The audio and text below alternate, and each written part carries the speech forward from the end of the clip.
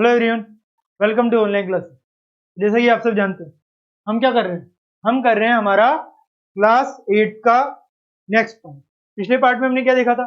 पिछले पार्ट में हमने देखा था कि किस तरीके से कोल, फायरवुड, फॉसिल फ्यूल्स में हमने कोल और पेट्रोलियम देखे थे। फायरवुड देख लिया था, कन्वेंशनल और नॉन कन्वेंशनल देखे थे हमने। सोर्सेज से क्या करते हैं हम?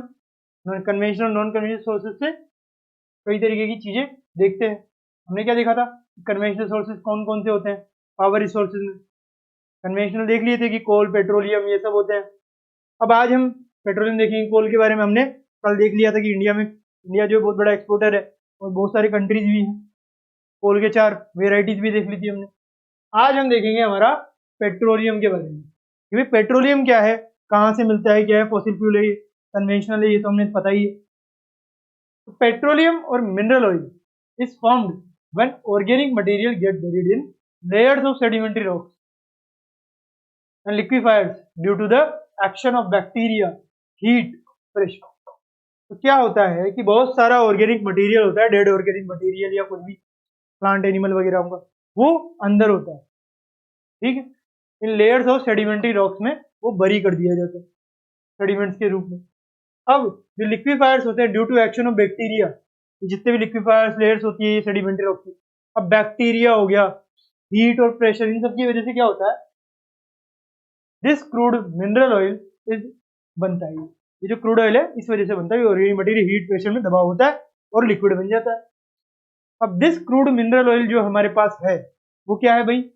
Is drilled from oil field located in young fold mountains and coastal and offshore reason.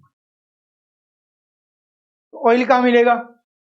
Coastal region में मिलेगा, प्लेन में मिलेगा और ओल्ड माउंटेन में मिलेगा। तो हमने ये पहले बात कर ली थी पिछले वाले पार्ट में। तो यहाँ पे हम ड्रिल करके करेंगे क्योंकि ये बहुत ज्यादा डीप हो, इसे ड्रिलिंग करके ही किया जा सकता है। हमने माइनिंग के वेज पढ़े थे, उसमें फोर्थ वेज था ड्रिलिंग का। तो it is then refined in oil refinery. क्या हुआ? ऑयल मिल गया, ऑयल अच्छी तरह से हमने एक्सट्रैक्ट कर लिया, और एक्सट्रैक्ट करने के बाद ऐसा नहीं कि यूज करने लग जाएंगे, we have to refine it. तो इस वजह से क्या बनाना पड़ेगा? रिफाइनरीज बनानी पड़ेगी। बहुत सारी रिफाइनरीज हमें खुद को बनानी पड़ेगी, तब जाकर ही काम बनेगा। To produce petrol, diesel, kerosene, lubricant, wax, ये सब बनाने के लिए हमें रिफाइनरीज बनानी ही पड़ेगी। रिफाइनरीज होगी तो ये सारे के सारे क्रूड ऑयल रिफाइन होके पेट्रोल, डीजल वगैरह में बन जाएगी और हमारे व्हीकल्स हैं वो स्टार्ट हो पाएंगे। यहां तक क्लियर है? चलिए आगे। Some of the by products are used for the manufacturing of chemicals. और कुछ बाय प्रोडक्ट्स जो है वो यूज किए जाते हैं, किसके लिए? केमिकल्स के रूप में यूज किए जाते हैं, फर्टिलाइजर्स के रूप में, ड्रग्स, सिंथेटिक फाइबर्स, ये सब बनाने में भी इन पेट्रोलियम या ऑयल के प्रोडक्ट्स का यूज किया जाता है। आप सबको शायद पता नहीं होगा, बट जो हमारे फूड प्रोडक्ट्स होते हैं उनमें भी पेट्रोलियम ऑयल का यूज होता है, बट लिमिटेड वे में होता है। Hence, petroleum is also referred to as black gold. आप सबने सुना होगा पेट्रोलियम कैसा होता है? कोयला काला होता है, पेट्रोलियम भी काला होता है। तो पेट्रोलियम को क्या कहते हैं हम? काला गोल्ड, काला सोना। आप सबने सुना हो काला सोना है, क्यों? क्योंकि ये बहुत ज्यादा वैल्यूएबल है। यहाँ पे देखिए, ये क्या है? ये हाथ में क्रूड ऑयल है, काला एकदम। जहां पे क्रूड ऑयल मिल जाए समझ लो वो अरबपति बन चुका है, क्योंकि क्रूड ऑयल की कीमत बहुत ज्यादा होती है। अब आगे देखिए, यहाँ पे देखिए oil, natural gas, advantages, disadvantages कौन कौन सी है। कन्वेंशनल सोर्सेज ऑफ एनर्जी बताया हुआ है, फायरवुड, कोल। यहाँ पे देखिए एडवांटेजेस दिए हुए हैं, डिसएडवांटेजेस दिए हुए हैं कोल के भी। फिर ये हाइडल पावर है, उसके भी हमें एडवांटेज और डिसएडवांटेजेस दिए हुए हैं। ये क्या है? Conventional source of energy. सारा का सारा मैप हम पढ़ने वाले हैं। इसमें हमने कोल पढ़ लिया, पेट्रोलियम पढ़ लिया, फायरवुड भी हमने देख लिया। हम पेट्रोलियम कर रहे हैं अभी, फिर हम नेचुरल गैस वगैरह भी देखेंगे। The region around the Persian Gulf is the principal producer of petroleum. आप सबने सऊदी अरेबिया और ईरान का नाम सुना है? आप सब में से किसी ने भी सऊदी अरेबिया और ईरान का नाम सुना है? शायद नहीं सुना होगा, और अगर सुना भी होगा तो आप सबको पता जरूर होगा फिर से कि भाई ये दोनों लड़ते रहते हैं। क्यों? क्योंकि ऑयल की वजह से। एक तो उनका धर्म का अलग इशू तो अलग है कि एक सुन्नी एक शिया है मुस्लिम है, वो अलग है। मेन चीज है ऑयल, ऑयल की कीमतें। ईरान ऑयल एक्सपोर्ट करता है, सऊदी अरेबिया भी करता है। सऊदी अरेबिया चाहता है ईरान ना कर पाए, सैंक्शन लगवाएगा यूएसए से। ईरान चाहता है सऊदी अरेबिया ना कर पाए, मगर उसके पास कोई ऐसा नहीं है जो सऊदी अरेबिया पे सैंक्शन लगा पाए, क्योंकि यूएस तो उसके अगेंस्ट है। रशिया पावरफुल नहीं रहा, तो कहाँ से सैंक्शन? तो ये सारी चीजें फेस होती हैं। तो पर्शियन गल्फ में ये दो मैंने आपको कंट्री बताया, ये दोनों पेट्रोलियम वगैरह का आदान प्रदान करते हैं। The major oil producing countries are Saudi Arabia, Iran, Kuwait, Qatar, UAE, Bahrain, Iraq. ये सब क्या है? वेस्ट एशिया की कंट्रीज है। क्या है? वेस्ट एशिया की। The other major producers are Russia, USA, Venezuela, Algeria, Mexico, Nigeria. तो अगर हम बात करें वेस्ट एशिया में तो कौन कौन है? Saudi Arabia, Iran, Kuwait, Qatar, UAE, Bahrain और इराक। वेस्ट एशिया में ये सारी कंट्रीज हैं जो ऑयल को एक्सपोर्ट करती है। अब आ जाइए दूसरी कंट्रीज पे। जो भी प्रोड्यूसर है वो रशिया है, यूएसए। रशिया भी ऑयल प्रोड्यूस करता है, यूएसए भी ऑयल प्रोड्यूस करता है, देखिए आप। फिर भी ऑयल एक्सपोर्ट करने के साथ साथ इंपोर्ट भी करता है। वेनेजुएला भी ऑयल करता है, मैंने आपको पहले बता रखा है। अल्जीरिया करता है, मैक्सिको भी करता है, और नाइजीरिया भी अफ्रीका में ऑयल प्रोड्यूस करता है। अब in India oil is produce in Assam. Assam में इंडिया में ऑयल प्रोड्यूस होता है। गुजरात में गल्फ ऑफ कच्छ सुना होगा, वहां पे ऑयल होता है। बॉम्बे हाई वहां पे होता है। तो deltas of Krishna and Godavari reverse जो है आंध्र प्रदेश उड़ीसा के आसपास उधर का एरिया, वहां पे डेल्टाज ऑफ कृष्णा और गोदावरी रिवर है, वहां पर भी हमें क्या मिलेंगे? ऑयल मिलेंगे। तो ये सारी जगहों पर हमें ऑयल मिलता है। याद रहेगा सबको, वेस्ट एशिया की कंट्री सबसे मेन है, यहाँ से प्रश्न जरूर आएगा। अगर ऑयल में से आना है तो यहीं से आएगा। अब चलिए आ जाते हैं नेचुरल गैस पे। तो कोल हो गया, फायरवुड हो गया, फॉसिल फ्यूल में कोयल हो गया, पेट्रोलियम हो गया। अब आ जाता है क्या? Natural gas. चलिए देख लेते हैं नेचुरल गैस को। भाई नेचुरल गैस किस तरीके से है? Natural gas is often found in association with petroleum.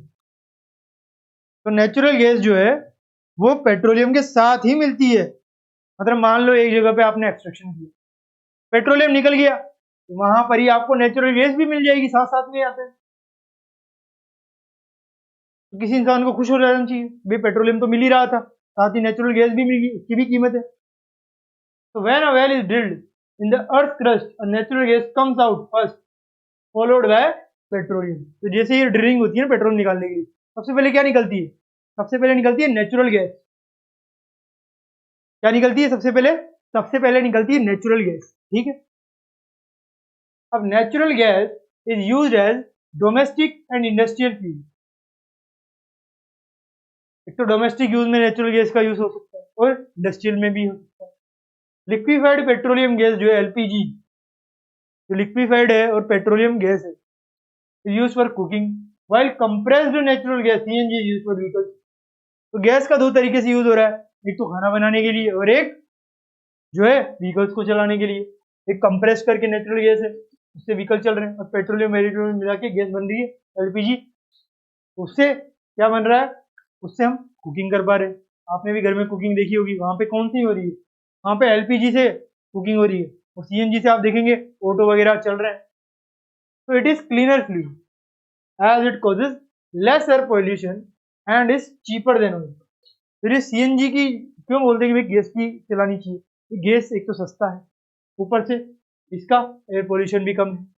Oil से तो सस्ता ही है गैस देखा जाए तो। ऑयल पेट्रोलियम डीजल तो बहुत महंगे हो गया है, पेट्रोल डीजल तो खरीदना बड़ा मुश्किल है।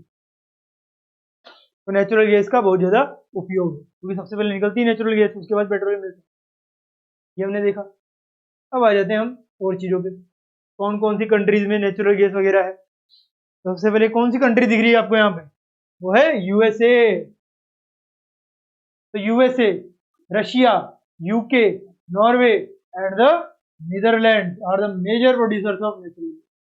इंडिया में नहीं, इंडिया होगी भी तो प्रोड्यूसर नहीं है इंडिया, तो पेट्रोलियम तो निकालते हैं तो उसमें कोई नेचुरल गैस भी होगी, प्रोड्यूस इतना नहीं करते हम नेचुरल गैस।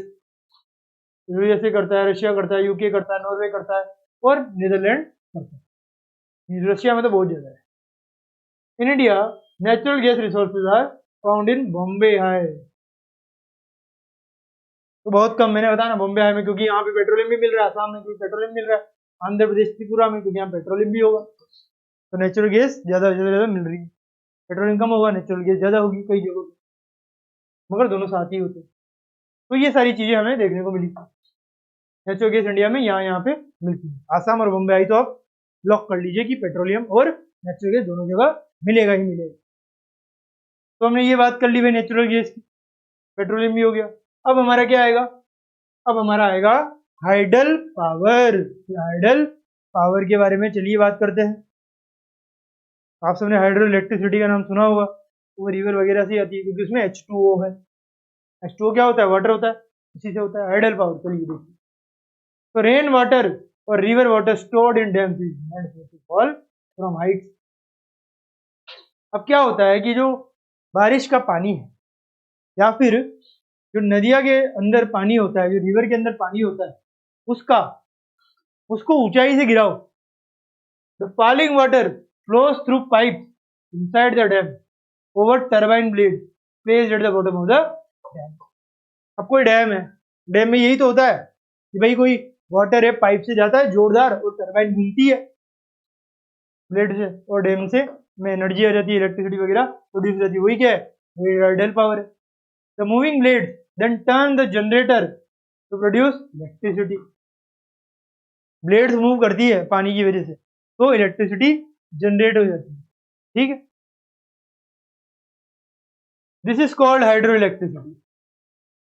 जब वाटर की वजह से कहीं पर भी इलेक्ट्रिसिटी जनरेट हो रही है, whether it is by dam or something else, it is called hydroelectricity if it is generated by water, maybe rain water or a river water। तो ये आपको पता होना चाहिए। यहाँ से यहाँ तक आपके लिए हाइडल पावर की डेफिनेशन आ गई। आपसे पूछा जाएगा what is hydel power, you can say in your words if you want to, और you can write this exact definition. The water discharge after the generation of electricity is used for irrigation. जो water है जो discharge होता है after the generation of electricity use for irrigation. मतलब मान लीजिए electricity generation के लिए वाटर चाहिए, आपने वाटर का यूज कर लिया, अब जो वाटर बचा, इलेक्ट्रिसिटी तो जनरेट हो गई, जो बटा जो रेस्ट वाटर है उसे इरिगेशन के लिए यूज कर लीजिए, तो दो काम हो जाएंगे। 1/4 of the world's electricity is produced by hydel power. तो देखिए हाइडल पावर से सबसे ज्यादा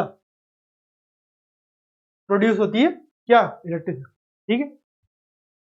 सॉरी कोई दिक्कत हो गई है। The leading producers of hydel power in the world are Paraguay. पता नहीं इसकी चल रही है तो कोई दिक्कत नहीं है, अब बंद हो गई है। तो the leading producers of hydel power मतलब वाटर से इलेक्ट्रिसिटी बन रही है, द वर्ल्ड आर पैरागुए। पैरागुए में सबसे ज्यादा हाइडल पावर, फिर नॉर्वे में, फिर ब्राजील में और फिर चाइना में। चाइना बहुत ज्यादा हाइडल पावर से इलेक्ट्रिसिटी बना रहा है, ठीक है। इंडिया भी बना रहा है, कई तरीके के हाइड्रो इलेक्ट्रिसिटी प्लांट लगाए उसमें। अब some important hydel power station in India कौन कौन से हैं भाई, भाखड़ा नांगल, याद रखिएगा पूछे जाएंगे, यहां से पूछताछ की जा सकती है। तो क्या है, भाखड़ा नांगल, और फिर क्या है, गांधी सागर और नागार्जुन सागर और दामोदर वैली, ये सारे प्रोजेक्ट है, डैम है जहां से हाइड्रो इलेक्ट्रिसिटी प्रोड्यूस करी जाती है इंडिया में। Gandhi Sagar dam, Nagarjuna Sagar dam, Damodar valley, Bhakra नगर, गांधी सागर, ये सारे के सारे डैम वगैरह। ठीक है, तो ये हमने देख लिए सारे के सारे डैम के बारे में। हाइडल पावर हमने यहाँ से ये देखिए, यहाँ पे आपको हाइडल पावर दिख जाएगा, इस तरीके से टरबाइन वर्बाइन घूमती है और हाइडल पावर जनरेट होती है। ठीक है, यहाँ तक सबको क्लियर है सारी चीजें? आगे बढ़ा जाए, चलिए आगे बढ़ते हैं। चलिए हम क्या करेंगे, अब आगे बढ़ेंगे। तो हमने देख लिया ये हाइडल पावर भी। अब आ जाते हैं हम हमारी किस पे, non conventional source of energy पे। किस पे, non conventional source of energy पे। उससे पहले हम ये वापस से डायग्राम देखते हैं। तो यहाँ पे देखिए, इस डायग्राम में आपको ऑयल और नेचुरल गैस दिया हुआ है, उसके एडवांटेजेस और डिसएडवांटेजेस दिए हुए हैं, तो उनको देख लेते हैं। Oil easier to transport basis of petrochemical industry. Disadvantages, oil spillage हो जाता है, not easy. Natural gas cleaner than oil and coal, cheaper than oil. Advantages हमने देख लिए। और कन्वेंशनल सोर्स ऑफ एनर्जी देखी, फायरवुड देखा हमने सोर्स में, कोल भी देखा हमने, ये एक्सट्रीमली अवेलेबल है, efficient conservation to electricity. Disadvantage क्या, पॉल्यूट करता है कोल, बल्कि टू ट्रांसपोर्ट बहुत ज्यादा भारी हो जाता है। हाइडल पावर एडवांटेज इसको बहुत है, डिस्प्लेसमेंट ऑफ लोकल कम्युनिटी को हटाना पड़ता है, और एक्सपेंसिव सेटअप है इसका। चीप है माना, मगर एक्सपेंसिव सेटअप होता है, डिसएडवांटेज है। इस तरीके से हमने ये सारी चीजें देखी। अब हमें देखना है क्या, non conventional source of energy. उससे पहले यहाँ पे एक पॉइंट देखिए, Norway was the first country in the world to develop hydro electricity. ये आपसे पूछा जा सकता है कि कौन सी फर्स्ट कंट्री थी जिसने हाइड्रो इलेक्ट्रिसिटी को डेवलप किया, वो कौन थी, वो थी Norway. Norway country. Non conventional sources of energy, तो हमने देख लिए conventional sources of energy, firewood, coal, petroleum. ठीक है, ये सब हमने देख ली। फिर उसके बाद हमने हाइडल पावर भी देखा, नेचुरल गैस, हाइडल पावर, ये सब देखा। तो ये सारे हमने कन्वेंशन देखे। अब नॉन कन्वेंशनल देखते हैं क्या क्या होते हैं नॉन कन्वेंशनल, किसे कहते हैं सोर्स ऑफ एनर्जी। चलिए, ये हमारा नेक्स्ट टॉपिक है, नया टॉपिक शुरू करते हैं। The increasing use of fossil fuels is leading to its shortage. अब क्या है, अब जितना भी ज्यादा यूज करोगे फॉसिल फ्यूल, शॉर्टेज तो होगी। तो फॉसिल फ्यूल्स की फॉर्मेशन तो बहुत धीरे धीरे हो रही है, और आप उसका यूज बहुत फास्ट फास्ट कर रहे हो, तो शॉर्टेज हो जाएगी। So it is estimated that if the present rate of consumption continues, the reserves of this fuel will be exhausted. बिल्कुल। Moreover, their use also causes environmental pollution. बिल्कुल करता है, कोल का देखा ही आपने, पेट्रोलियम भी करता है। Therefore, there is a need for using non-conventional sources such as solar energy. तो चूंकि ये जो कन्वेंशनल सोर्स है उससे बहुत ज्यादा पॉल्यूशन होता है, और वैसे भी वो बहुत ज्यादा कम है, और बनने में भी समय लगता है, और हम बहुत ज्यादा कंजर्व कर रहे हैं, जल्दी खत्म होने की कगार पे है।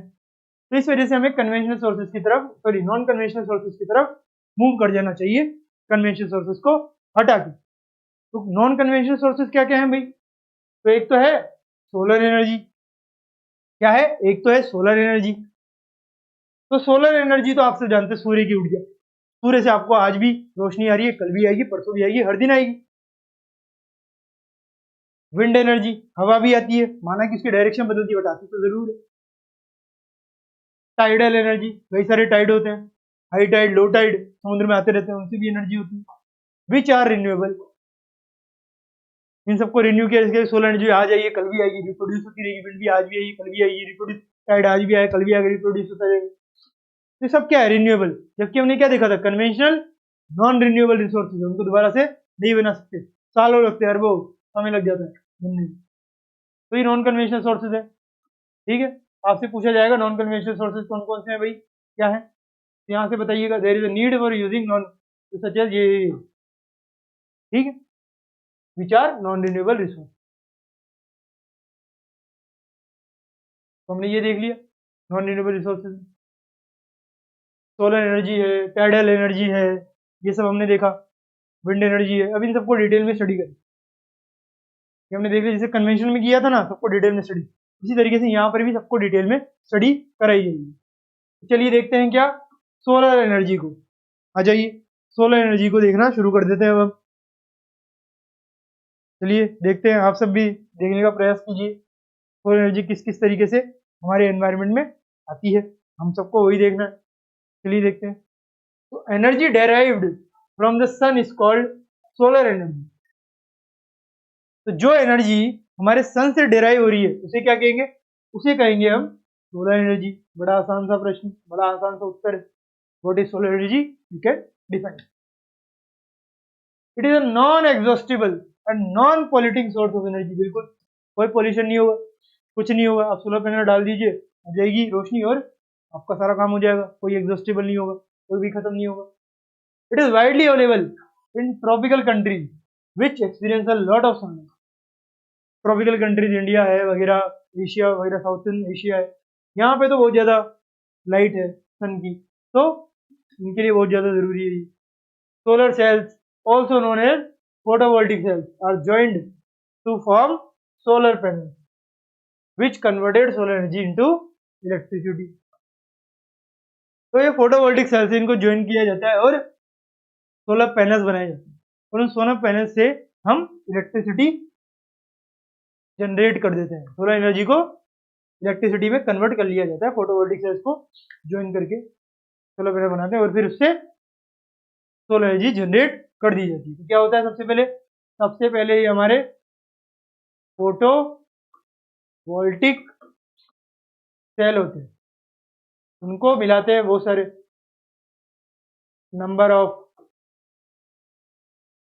बहुत सारे होते हैं, उनको सबको मिलाते हैं तो क्या बनता है? ज्वाइन करते हैं सबको। ज्वाइंड तो क्या होगा?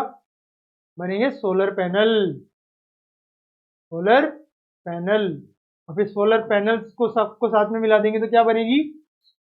क्या बन जाएगी उनसे? Solar energy. सोलर एनर्जी से फिर हम बना देंगे क्या? इलेक्ट्रिसिटी। ठीक है, तो ये आपको पता होना चाहिए। ठीक है, ये मैंने आपको करके भी बता दिया। अब solar energy is used in solar cooker. जो सोलर कुकर्स है उसमें भी हम सोलर एनर्जी यूज कर सकते हैं। Water heaters, solar dryers, street lights, water pumps, other low energy consuming item. तो आप सबने स्ट्रीट लाइट देखी होगी, वो दिन के समय बंद रहती है और रात को जल जाती है। क्यों? क्योंकि दिन के समय सारी हीट वो कंज्यूम करती है और जैसे ही रात होती है वो सारी हीट जो उसने कंज्यूम करी थी वो लाइट के रूप में दे दी। ये सारे उदाहरण हैं, ये सारे के सारे एग्जांपल्स हैं ये सोलर एनर्जी की। All the solar energy is abundantly available, बहुत ज्यादा अवेलेबल है। The high cost of collection, conversion and storage restricts it's use. अब माना कि सोलर एनर्जी बहुत ज्यादा चीप है, बहुत ज्यादा अवेलेबल है, अबंडेंटली अवेलेबल है, मगर क्या है? कॉस्ट ज्यादा है। पैनल महंगे है, इनका कलेक्शन बहुत महंगा है, इनको कन्वर्ट करना बड़ा रिस्की है और स्टोरेज कहाँ पे करना, बहुत बड़ा एरिया चाहिए, तो वो रेस्ट्रिक्ट कर देता है कि भाई इसका यूज लिमिटेड हो। को लिमिटेड यूज इसी वजह से किया जाता है क्योंकि स्टोरेज बड़ा चाहिए, कन्वर्जन करना थोड़ा सा भारी पड़ जाएगा, कलेक्शन भी आसान है। तो ये सारे सोलर एनर्जी के कुछ डिसएडवांटेजेस हमें यहाँ पे दिए गए। ये क्या है? Disadvantages of solar energy. ठीक है, तो सोलर एनर्जी हमने देख लिया। अब आ जाते हैं हम किस पे? विंड एनर्जी पे। सोलर एनर्जी होगी नॉन कन्वेंशनल में, अब क्या देखेंगे? विंड एनर्जी को। चलिए देखते हैं। तो wind is a free renewable source of energy which is non polluting just like solar. बिल्कुल सोलर की तरह। High speed winds rotate wind wheels which are connected to generators that produce electricity. तो यहाँ पे विंड एनर्जी की definition हो गई। क्या होती है कि बड़ी हाई स्पीड में विंड आती है तो जो विंड मिल्स हैं वो घूमती है और क्या होता है? जनरेटर से कनेक्ट होती है, तो जनरेटर में फिर इलेक्ट्रिसिटी प्रोड्यूस हो जाती है। अब विंड फार्म्स जो है having clusters of wind mills.